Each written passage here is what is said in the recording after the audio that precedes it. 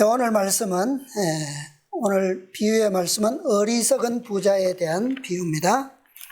누가복음 12장에 있는 말씀입니다. 누가복음 12장 13절부터 있는 말씀인데요. 누가복음 12장 13절로 21절까지 말씀 찾으셔서 읽으시기 바랍니다. 무리 중에 한 사람이 이르되 선생님, 내 형을 명하여 유업을 나와 나누게 하소서 하니, 이르시되 이 사람이 누가 나를 너희의 재판장이나 물건 나누는 자로 세웠느냐 하시고, 저에게 이르시되 삼가 모든 탐심을 물리치라.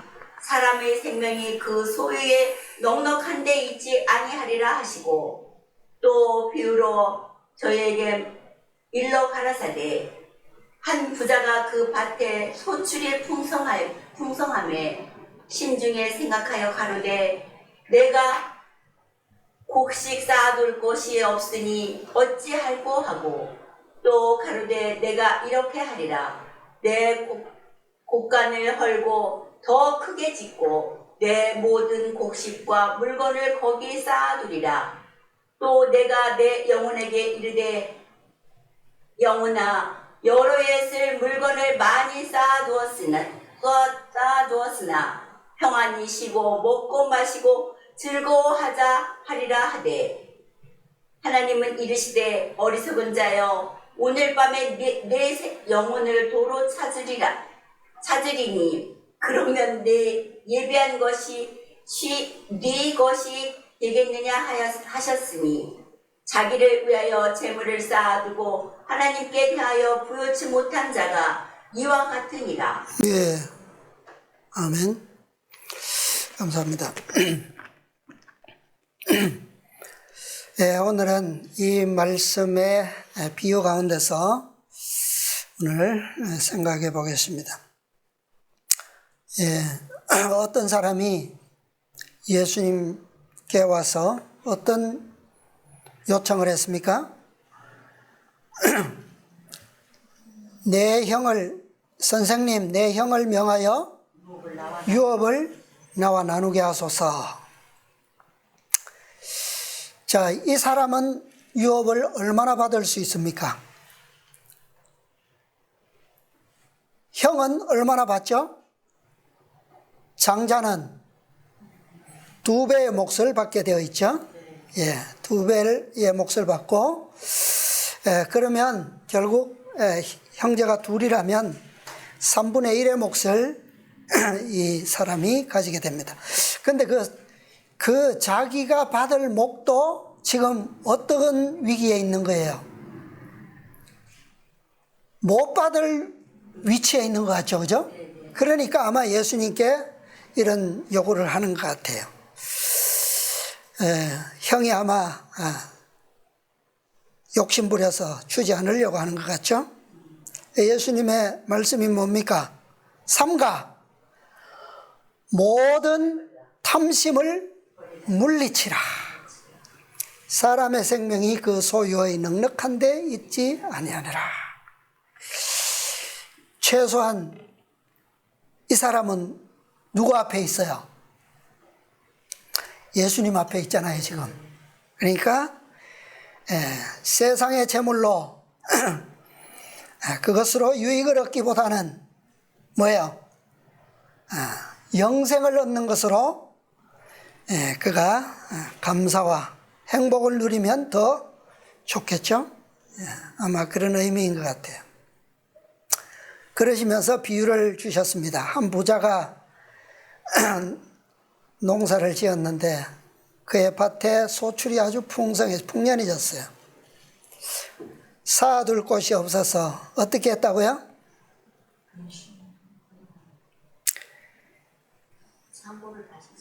네. 있는 곡간을 어떻게 하고요? 헐어버리고 더 크게 지어서 거기다가 쌓아둘고 여러 해 동안 뭐 하자고요? 평안히 먹고 쉬고 즐거워하자. 그랬는데 이 사람이 알지 못하는 사실이 하나 있어요. 그게 뭡니까? 분명히 그가 가지고 있는 것은 여러 해 동안 걱정 없이 먹고 살 수 있는, 즐길 수 있는 풍족함이 있어요. 있는데 내 목숨은, 수명은 언제 다할지 모른다라고 하는 사실이죠. 자, 이 비유는 영적으로도 적용이 됩니다. 영적으로. 이 누가복음 이 지금 방금 읽은 말씀 바로 앞에 보시면 11절 12절에 보면 어떤 말씀을 하셨냐 하면, 사람이 너희를 어디에 데려간다고요? 회당과 정사 잡은 자와 권세 있는 이 앞에 끌고 가거든 어떻게 무엇으로 대답하며 무엇으로 말할 것을 염려치 말라. 왜요? 12절.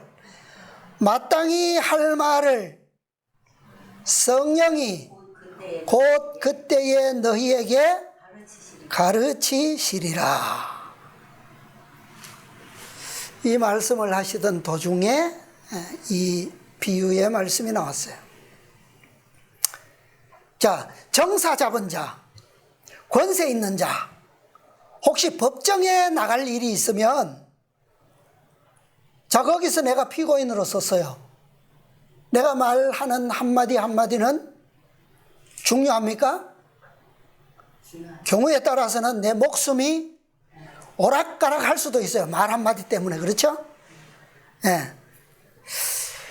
그런 때를 위해서 내가 말하는 것은 위험 부담이 크다는 거예요. 왜?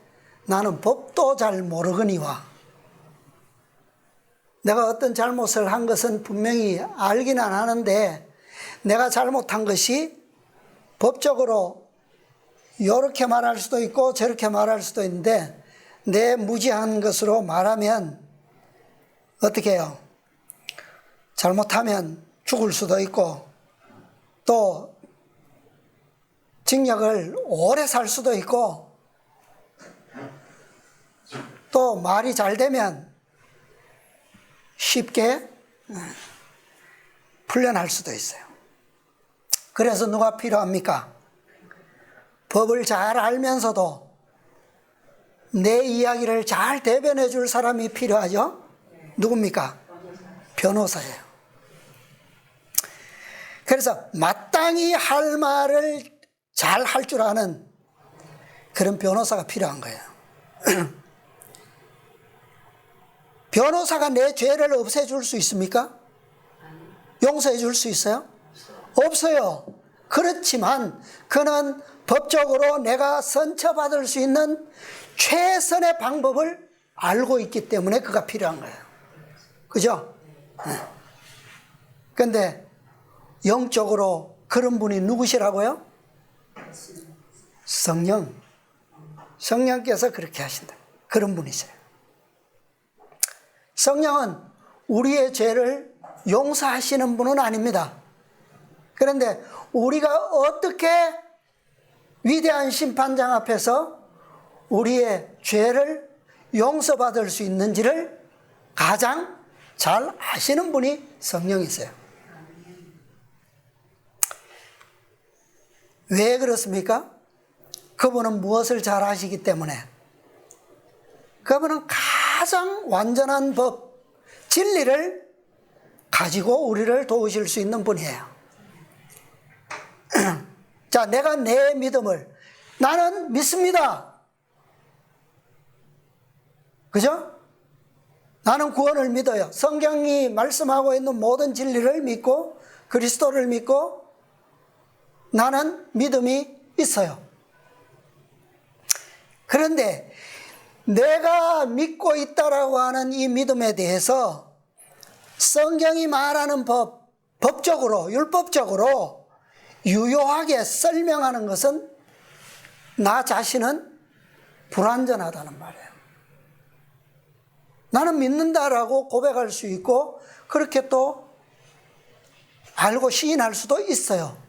그러나 그것은 성경의 완전한 진리와 대조해 볼 때 내가 그 믿음을 대변하는 것은 불완전하다는 거예요. 그러므로 이 법을, 진리를 잘 아시는 성령께서 내 말에 완전한 진리를 설명할 수 있도록 지혜를 주실 것이라고 하는 말씀입니다. 그 약속을 예수님께서 지금 하신 거예요. 자, 우리가 잘 아는 계시록 3장에 나오는 마지막 교회, 라오디게아 교회죠. 자, 라오디게아의 상태, 영적인 상태는 어떤 상태입니까? 나는 뭐라고 말하는데? 부자라, 부요하여 부족한 것이 없다라고 나는 분명히 말해요. 그런데 참된 증인께서는 뭐라고 말씀하십니까? 너는 가난하고 가련하고 공고하고 헐벗고 그렇다는 거예요. 네. 전혀 다르잖아요. 전혀. 나는 분명히 뭐라고 믿고 있는데, 부자라고 믿고 있는데, 옷도 잘 입고 있다고 믿고 있는데, 참된 증인 성령께서는 아니야. 너는 가난하고 옷도 벗고 있고 눈도 멀었다고.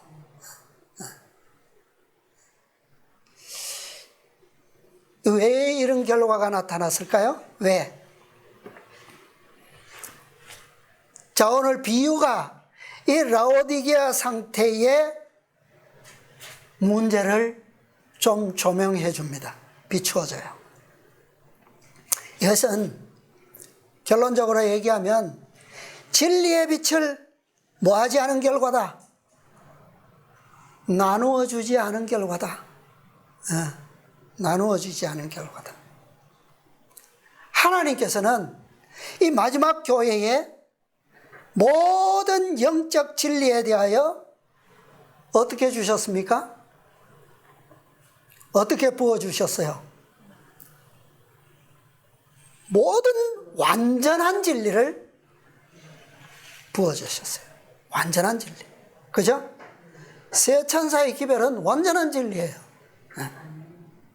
그 진리로 구원받을 수도 있고 구원을 잃어버릴 수도 있어요. 물론 구원은 예수 그리스도께서 희생하신 그 십자가의 공로로 말미암아 구원받는 것이지만, 그러나 하나님의 백성으로서 인침받을 수 있는 방법이 어디에 있어요? 여기에 있어요. 세 천사의 기별 안에. 그런데 이 완전한 축복의 진리가 7 교회 중에 어느 교회에 부어졌다고요? 마지막 교회에.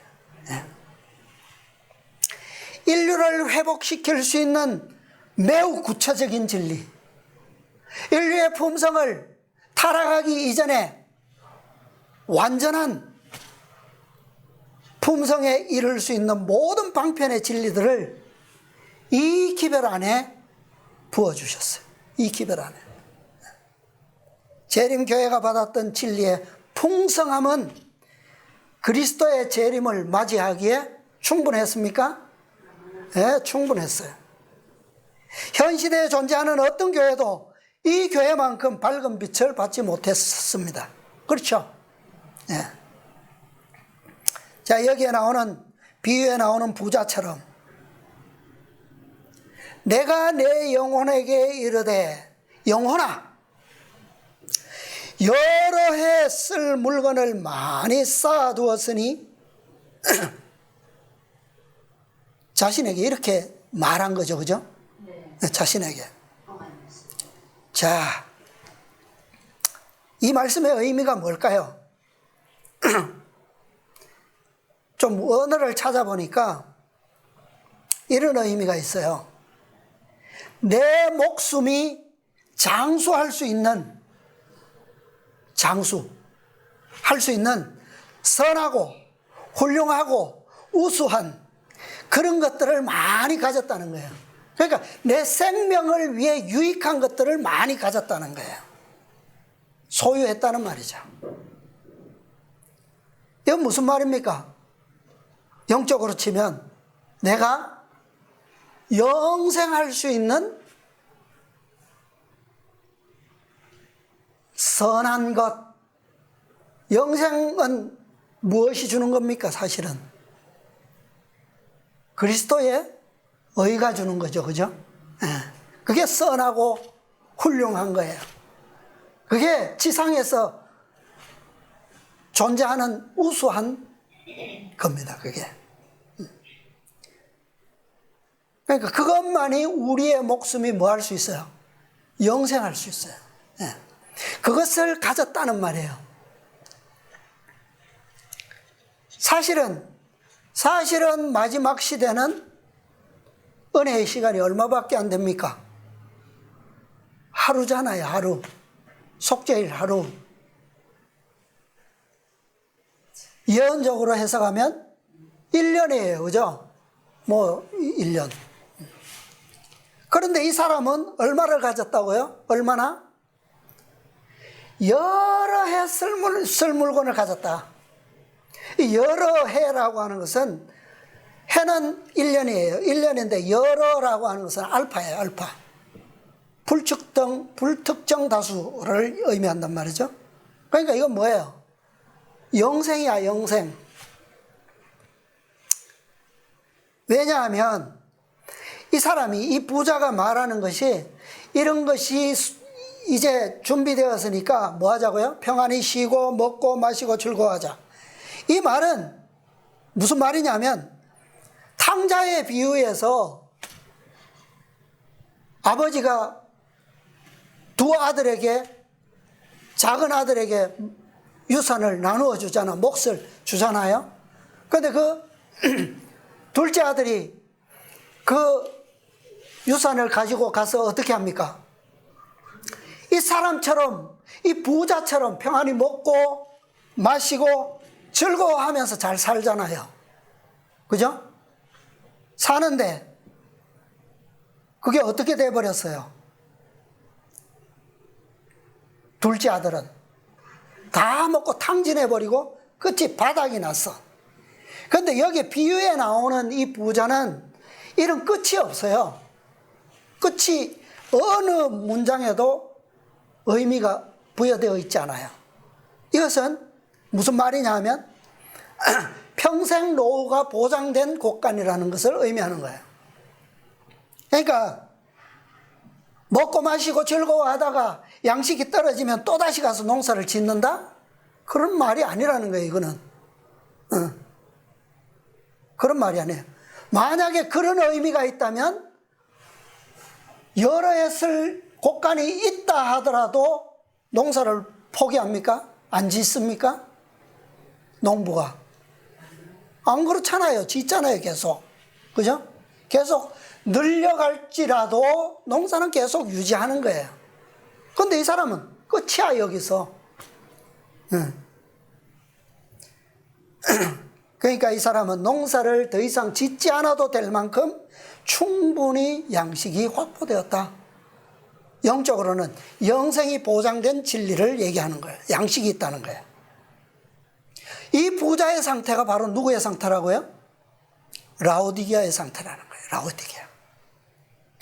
재림교회가 받은 축복이야말로 영원히 장수할 수 있는 그런 생명의 양식이었어요. 이 진리는 선하고 훌륭하고 우수하고 완전했어요. 하나님의 백성으로서 하늘에서 살기에도 전혀 부족하지 않은, 어색하지 않은 그런 진리의 양식이었어요. 그죠? 셋째 천사가 가진 진리는 그런 의의를 가진, 의의를 줄 수 있는, 주는 기별이었다는 거예요. 이 기별이 하나님께서 섭리하신 대로 재림교회를 통해서 성취되었다면, 오늘 교과처럼 예수님께서 오셨던 그 목적이 유대인을 구원하기 위한 그 목적대로 성취되었더라면 어떻게 예루살렘이 바뀌었을 거라고 하는 것을 우리가 보았죠. 재림교회를 통해서 그 목적이 성취되었다면 어떻게 되었을까요? 어떻게 되었을까요? 사업은 벌써 끝났을 것이다. 영감의 말씀에 기록되어 있잖아요. 우리는 벌써 어디에 가 있다고요? 하늘에 가 있었을 것이다. 예수님께서는 벌써 재림하셨을 거라는 거예요. 이것이 이들이 받았던 뭐예요? 특권이에요, 특권.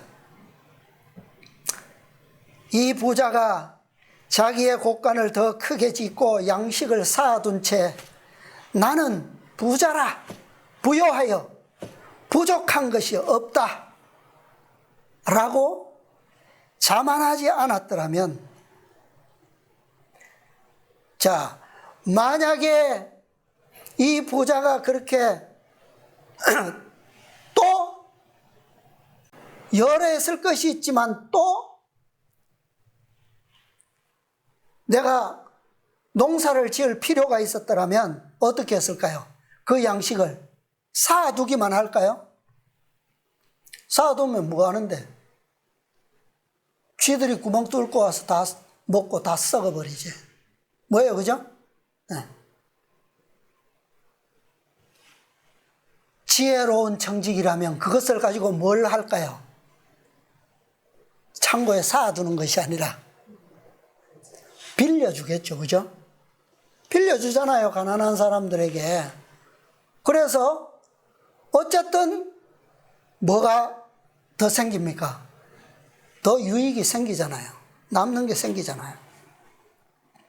근데 이 부자는 지혜롭지 못하고, 그래서 제목이 뭐예요? 어리석은 부자예요.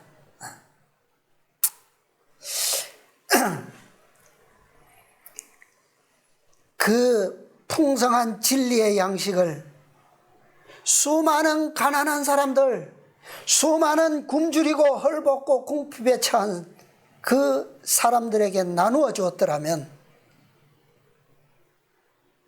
얼마나 세상이 달라지고 얼마나 교회가 달라졌을까. 그죠? 유대인들이 그 빛을, 그 특권을, 그리스도를 받아들였더라면 그들이 가졌던, 일찍이 천년이나 누려왔던 그 특권은 얼마나 더 확고해지고 얼마나 더 영광스럽게 변화되었을까. 그거잖아요. 그런데 이 시대도 그 역사를 어떻게 하고 있습니까? 똑같이 반복하고 있어요. 이 교회는 진리의 풍성함을 자기만을 위한 곳간에 감추어 둔 채로, 진리의 완전한 아름다움을 자기만 즐기려고 하다가 교만하고 자만심에 빠져서 그 어두운 곳간에 쌓아둠으로 그 풍성한 많은 사람들의 배를 즐겁게 하고 배불려줄 그 즐거움의 양식이 그 어두운 곳간 속에서 먼지만 뒤집어 쓴 채 빛을 잃고 마는 거예요. 그죠? 쓸모없는 거죠. 이게 오늘날 교회의 역사입니다. 자, 그러면 오늘 우리의 상태는 어떨까요? 우리의 상태. 하나님께서 놀라운 섭리로서 자비를 베푸시지 않으셨습니까?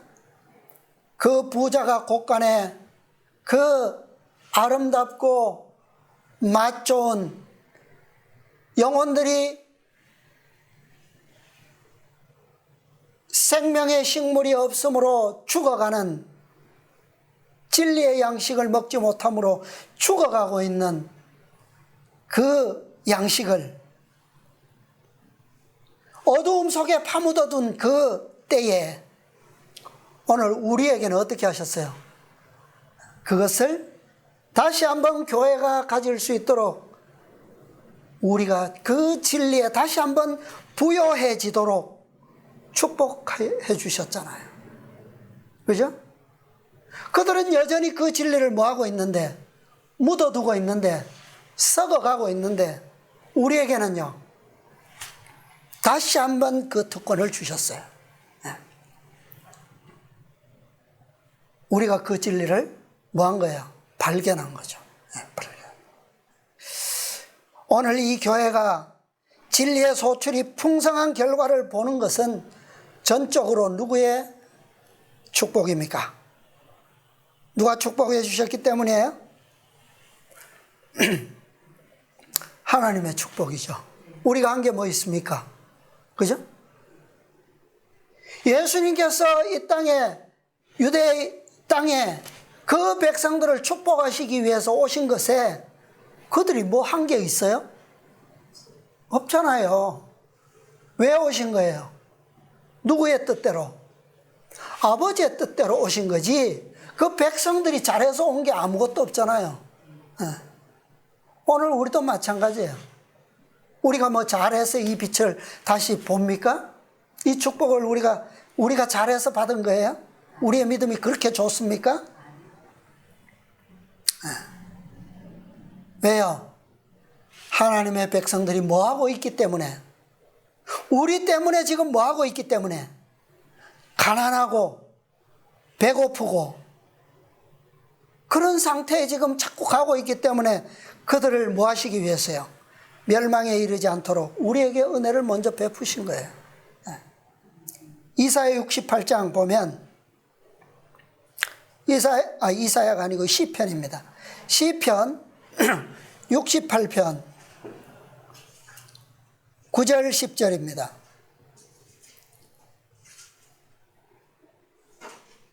읽어보세요. 시편 68편 9절 10절. 하나님이여 흡족한 비를 보내사 주의 성읍이 궁핍할 때에 견고케 하셨고 주의 회중으로 그 가운데 거하게 하셨나이다. 하나님이여 가난한 자를 위하여 주의 은택을 준비하셨나이다. 언제요? 언제 경고케 하셨다고요? 주의 산업이 곰핍할 때에, 교회가 굶어 죽어가는 백성들이 굶주리고 생명의 양식이 없으므로 굶주리고 있는 처지에 어떻게 해요? 흡족한 비를 보내주셨어요. 그리고 우리로 그 가운데 거하게 하시고, 이 모든 가난한 자를 위하여 준비하신 것이 누굽니까? 하나님께서 하신 거예요. 그죠? 예. 우리가 한 게 뭐 있나요?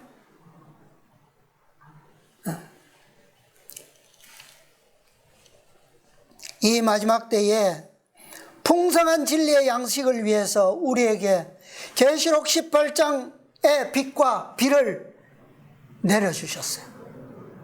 내려주신 분은 하나님이시죠. 그죠? 네. 오늘 우리는 다시 한번 저 부자 교회가 쌓아두고 먼지 사이게 썩어가도록 만들어 놓은 그 완전한 진리, 구원을 위한 가장 필수적인 진리의 양식을 우리가 얻은 거예요, 대신. 그죠? 네? 뭐 하지 않도록, 이 백성들이 굶주려 멸망에 이르지 않도록 하기 위해서 주어진 거예요.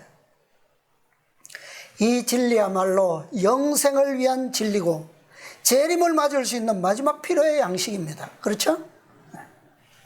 그리스도의 완전하신 의의 품성이야말로 우리의 품성을 온전케 하는 능력이죠.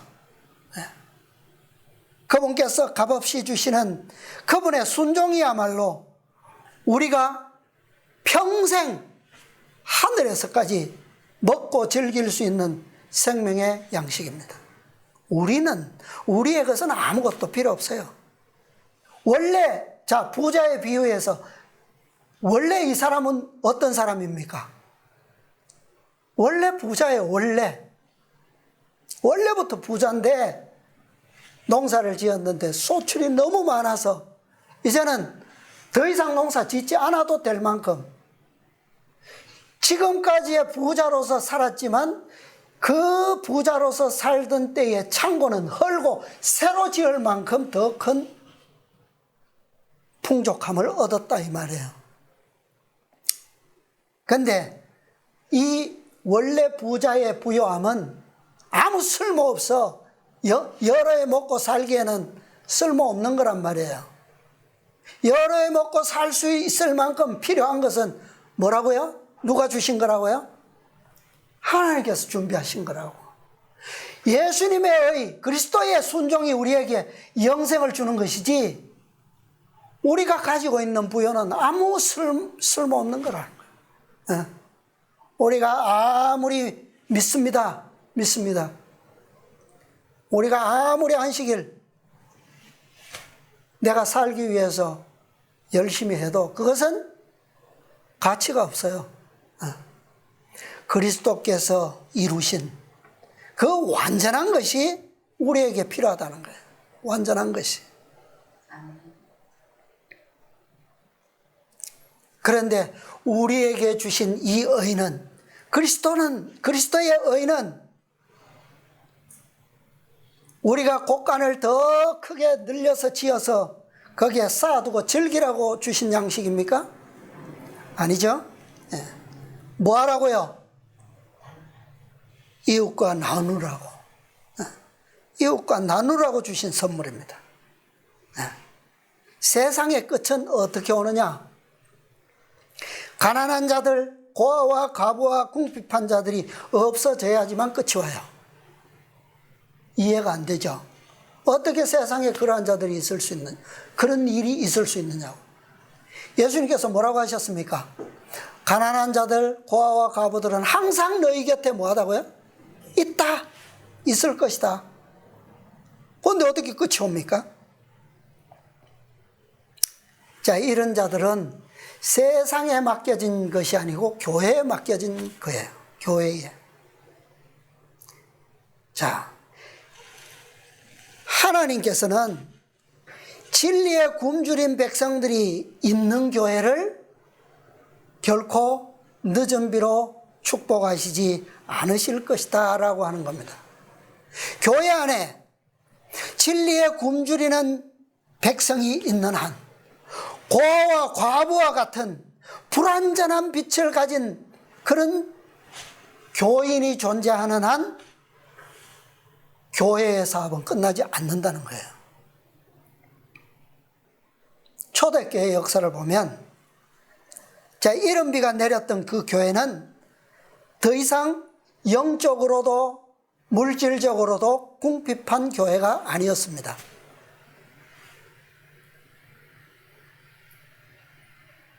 그러니까 교회 안에서는 가난하여서 핍절한 사람이 한 사람도 없었어요. 그러면 이른비가 부어짐으로 인해서 그 교회가 다 부자만 들어와서 그렇습니까? 다 부자여서 그래요?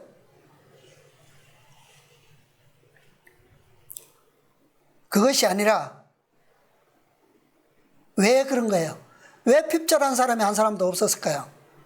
그것은 다 부자기 때문이 아니라 부자들이 자신의 것을 나누어서 가난한 가정들을 위해서 나누었기 때문이죠. 이것은 바로 지금 이루어져야 될 일이라는 거예요. 교회 안에서는 이런 일이 있어서는 안 된다는 거예요. 이것은 이른비를 통하여 성취된 사업이에요. 그래서 늦은 비를 받으려면 교회 안에 있는 가난한 사람, 고아와 과부와 같은 처지의 영적 처지가 있어서는 안 된다라고 하는 겁니다. 이 시대에 완전한 진리의 빛이 부족함으로 가난에 처한 자들, 이런 자들은 오순절 다락방에 모였던 120명의 신도들처럼 간절히 기도하는 일이 제일 먼저 필요해요. 내가 영적으로 가난하다면 나는 기도해야 합니다. 내가 영혼 구원을 위해서 그리스도의 사명을 감당할 수 없다면 나는 기도해야 됩니다. 나에게 있는 빛이 불완전함으로, 그렇다면 나는 뭐요? 기도해야 돼요. 왜요? 그 기도의 제목은 성령을 통해서 응답이 올 것이기 때문에 그것이 필요한 거예요. 오순절 때에는 성령께서 오셔서 그리스도의 말씀을 다 뭐 하셨어요? 깨닫게 하시고 기억나게 하시고 증거할 모든 진리를 다 가르쳐 주셨어요. 상황에 맞게. 오늘날은요, 다락방의 제자들처럼 오늘날 우리가 기도한다면 어떻게 응답될까요? 그것은 계시록 18장 천사를 통해서 응답될 거예요. 만약에 빛이 부족하거나 불완전하거나 우리의 믿음이 부족하다면, 완전한 진리의 빛을 갈망하는데 내가 이해할 수 없다면, 내가 기도하면 그 답은 계시록 18장 천사의 기별을 통해서 얻게 될 거라는 거예요. 그 선물을 먼저 받은 제자들로부터 그들은 나누어 받을 것입니다. 자, 이제 실물교훈의 말씀 좀 보겠습니다. 실물교훈은 256페이지고요. 구속의 역사는 1111페이지입니다. 1111페이지 1111. 이 제목이 20장 유익이 되는 손해인가요? 손해가 되는 유익. 손해가 되는 이익. 1111페이지 오른쪽 단 중간쯤입니다. 가난한 자와, 있죠? 가난한 자와 고아와 가부와 고생하는 자와 환난을 당한 자의 어려운 사정들이 이 부자의 주의를 끌었으며 그의 물질로 도와주어야 할 곳들이 많이 있었다. 그는 자기의 풍부한 재물의 일부분을 뭐함으로? 나누어 줌으로써 손쉽게 많은 가정이 궁핍을 면할 수 있게 하고, 많은 줄인 자들이 먹을 것을 얻을 수 있게 하고, 많은 헐벗은 자들이 옷을 입을 수 있게 하고, 많은 사람들의 마음에 기쁨이 넘치게 하고, 양식과 옷을 구하는 많은 기도가 뭐요? 응답되도록 하고, 수많은 찬양의 멜로디가 하늘로 올라가게 할 수 있었다. 자, 여기 뭐라 그랬어요? 분명히 자기의 재물에, 풍부한 재물에 얼마만큼?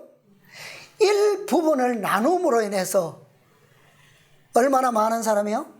많은 가정이, 많은 줄인 자들이, 많은 사람들의 마음의 기쁨이, 많은 사람들의 입술에 찬양의 멜로디가, 이 부자에게 있어서는 그게 뭔데요? 얼마만큼인데? 일부분인데. 그 일부분이 얼마나 수많은 일들을 이루어낼 수 있었는지를 여기에 기록하고 있는 거예요. 오늘 교과에 나온 것처럼 유대인들이 그분을 그리스도로, 예수를 그리스도로 받아들였더라면 얼마나 많은 일들이 이루어졌을 것인지를 거기에 기록하고 있잖아요.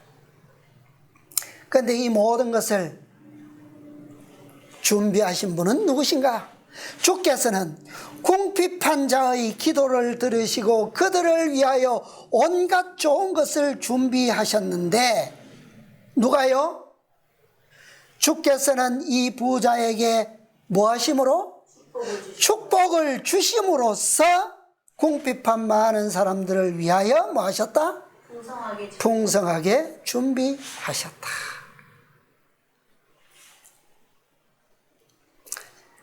궁핍한 자의 기도를 하나님께서 응답하셔서 준비하셨는데 그 응답이 뭐라는 거예요? 이 부자로 하여금 풍성한 축복을 받게 하심으로 쓰였다라고 하는 거예요. 그러니까 이 부자의 여러 해 동안 먹고 마시고 즐기려고 생각했던 것과는 달리 이 축복은 누구를 위한 것이었다? 수많은 가난한 가정들, 헐벗은 자들, 궁핍한 자들, 그죠? 그런 자들이 드린 기도의 응답으로 준비된 하나님의 축복이었다, 섭리였다.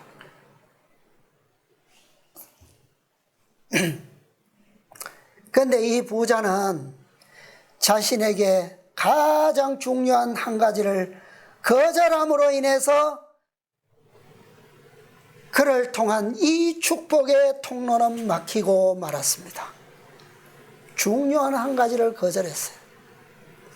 오늘 교과에서 유대인들의 그 놀라운 특권, 영광스러운 특권, 그들의 통로가 될 뻔했던 그 특권, 뭐 한 가지를 거절함으로 잃어버렸습니까? 뭐 한 가지를 거절했어요? 예수 그리스도를 거절함으로 다 잃어버린 거예요. 이 부자도 마찬가지입니다. 자, 넘겨서 1112페이지.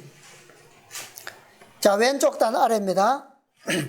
그는 이러한 때에 자기에게 가장 요긴한 것을 갖지 못했다. 그는 자기를 위해 삶으로 자기 동포들에게 흘러갈 하나님의 무엇을? 사랑을 뭐했다? 거절했다. 그리하여 그는 무엇을 거절한 것과 마찬가지예요? 생명을 거절했던 것이다. 다시 말하면 그는 혼자 영생하기로 작정하고 큰 창고를 짓고 계획했는데 뭘 잃어버렸어요? 그날 밤에 그 자신의 생명이 잃어버린 바 되었어요. 왜냐하면 하나님은 사랑이시며 사랑은 곧 무엇이기 때문이다? 사랑은 곧 생명인 까닭이다. 이 부자는 영적 사물보다 세상 물질을 택했으므로 그는 썩어질 세상 물질과 함께 없어질 수밖에 없었다. 존귀에 차나 깨닫지 못하는 사람은 멸망하는 짐승 같도다. 이것이 바로 1888년의 교회가 가졌던 역사예요. 재림교회가 1888년 그들이 잃어버렸던 사랑, 그 사랑을 계시록 18장 천사가 가져온 그 의의 기별을 그들이 거절하지 않았더라면 진리의 양식이 없으므로 굶주리던 그 영혼들의 간구는 그때 뭐 했을까요? 응답되었을까요? 그죠? 그러면 세상은 이미 하나님의 심판을 받을 준비가 되었을 것이고 교회는 영광스러운 그분의 재림을 맞게 되었을 겁니다. 그 기별을 거절함으로 그 교회는 어떻게 됐어요?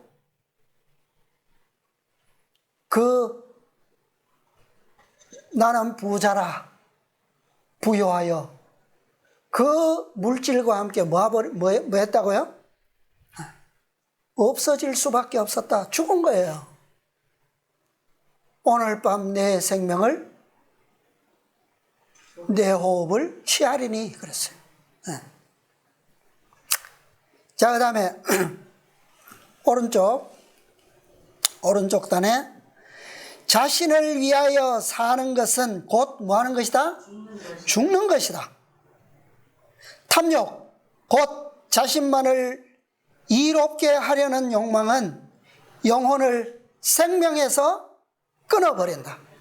자기가 가지려 하고 자기 앞으로 끌어들이려 하는 정신은 사단의 정신이다. 반면에 다른 사람의 유익을 위하여 나눠주려 하고 자기를 희생하려고 하는 정신은 그리스도의 정신이다. 예수님께서는 왜 오셨다고요? 자기를 위하여 오신 것이 아니라 다른 사람을 섬기려 하고 자기의 목숨을 많은 사람의 대속물로 주려 하십니다. 그랬어요. 그게 그리스도의 정신이에요. 또 증거는 이것이니 하나님이 우리에게 영생을 주신 것과 이 생명이 그의 아들 안에 있는 그것이니라.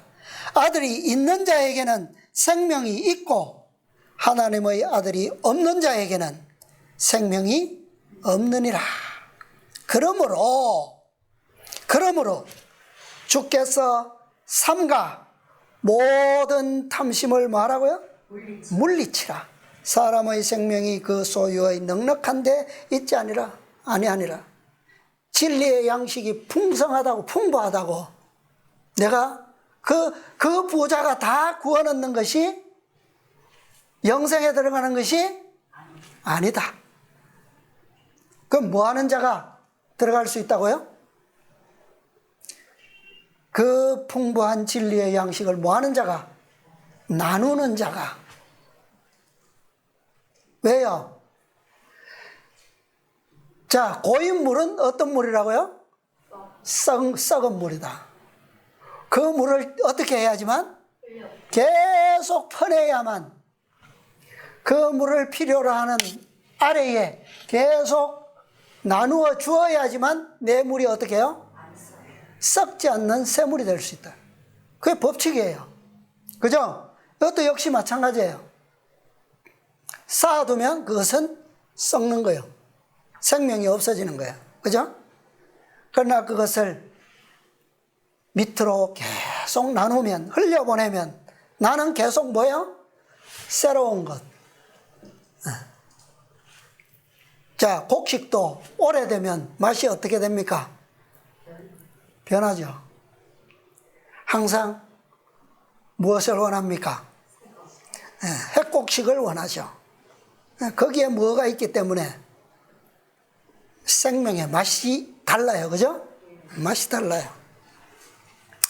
자, 이제 이 비유는 저 죽은 교회, 없어져 버린 교회에 적용되는 게 아니에요. 누구에게 적용됩니까? 오늘 우리에게 적용되는 비유입니다. 그렇죠? 자, 우리도 이 부자의 본을 따를 것입니까? 누구의 본을 따라야 될까요? 우리가 가진 정신은 누구의 정신이 되어야 합니까? 그리스도의 정신이에요. 그리스도의 모본을 따라야 됩니다. 그렇죠? 우리는 계시록 18장의 천사들의 기별과 경고에 유의하는 백성들이에요. 초기 문집에 보면 셋째 천사의 기별과 계시록 18장 천사의 기별 사이에 몇 가지의 제목이 있는데 18장 천사의 기별 바로 앞에 있는 제목이 뭔지 아세요? 탐욕이라고 하는 제목이 들어있어요. 탐욕. 이 주제는 각 시대마다 반복되는 역사이며 예언입니다. 자, 예수님의 공생애를 보면 예수님의 제자들 중에 이 부자가 있었어요. 누굽니까? 예수님의 제자들의 이 회계 역할을 하던 사람 누굽니까? 가룟 유다. 그가 제일 부자였어요. 그가 돈을 맡고 있었기 때문에. 그는 그 돈과 함께 예수님을 판 은 30년과 함께 뭐 해버렸어요? 없어졌어요. 자, 오순절 후 초대교회. 누가 부자였을까요? 아나니아와 삽비라. 그들은 부자였습니다. 근데 그들이 부자였음에도 불구하고 그들의 부요함과 함께 망한 사람들이에요, 이 사람들. 자, 오늘날은 그런 사람들 없을까요? 늦은비 때에는 그런 부자가 없을까요? 있어요. 이스라엘 백성들이 출애굽 역사에서 보면 그 역사가 마지막 때에도 있음을 알 수가 있습니다. 자, 이스라엘 백성들이 40년 광야를 다 보내고 요단을 건너서 가나안에 들어갔어요. 그런데 거기에도 부자가 있었습니다. 어리석은 부자. 누굽니까? 시날산의 외투 한 벌과 금덩이 하나를 보고 그것을 어떻게 했어요? 감추어 두었어요. 자기 창고에 감추어 두었어요.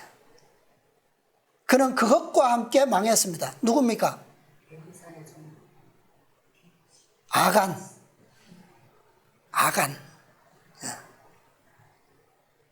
이 아간은요, 요단강을 건넌 사람이에요. 가나안에 들어가서 아직 정복하기 전이지만, 그러나 일단은 뭐를 했어요? 요단강은 건넜어요. 승리한 백성들 속에 개수는 되었단 말이에요.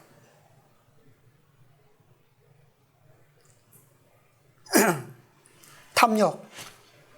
예수님께서는 그냥 탐심을 물리치라고 말씀하시지 않고 뭐라고 말씀하셨어요? 삼가 모든 탐심을 물리치라. 모든 탐심. 여기에는 세상 물질만을 경고하는 것이 아닙니다. 영적으로도 나누어 줄 수 없는 것은 탐욕이에요. 왜요? 나만 구원받으려고 하는 거 그거 허용되는 속성입니까? 예수님의 정신이에요? 네.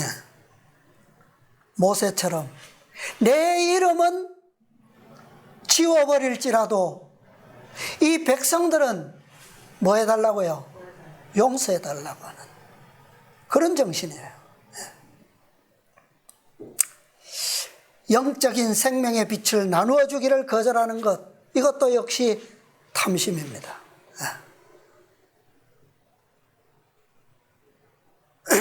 자, 한 말씀만 읽겠습니다. 초기 문집 268, 269페이지입니다. 구속의 역사 페이지는 1100페이지, 2100페이지. 2100페이지 오른쪽 중간쯤에 269 표시줄입니다. 그분께서는 예수께서 자기의 귀한 생명을 바쳐서 얻은 그의 공인된 백성들 가운데서 털끝만큼이라도 이기심이 보이면 어떻게 하신다고요? 대경실색하신다. 탐욕적이고 이기적인 사람은 누구나 다 정로에서 떨어져 나갈 것이다. 그의 주님을 판 유다처럼 그들은 조그만 세상적인 유익을 위하여 선한 원칙들과 그리고 고상하고 관대한 마음을 팔 것이다. 그러한 모든 자들은 하나님의 백성으로부터 떨어져 나갈 것이다. 하늘을 원하는 자들은 자기들의 온갖 정성을 다하여 하늘의 원칙들을 일으켜 세워야 한다. 그리하면 그들의 영혼이 이기심으로 위축되는 대신에 은혜로 왕성해질 것이다. 그리하여 서로를 위하여 선을 행할 기회가 많아지고 따라서 하늘의 원칙들을 품게 될 것이다. 예수님은 완전한 모본이시다. 그의 생애 가운데서는 이기심을 찾아볼 수 없다. 그는 항상 사심없는 자비로운 생활의 연속이었다. 아멘. 자, 물질적인 것과 영적인 것 사이에 나눌 수 있습니까? 이것을 따로 우리가 해석할 수 있어요? 예. 예수님의 생애는 결코 구별하지 않으셨습니다.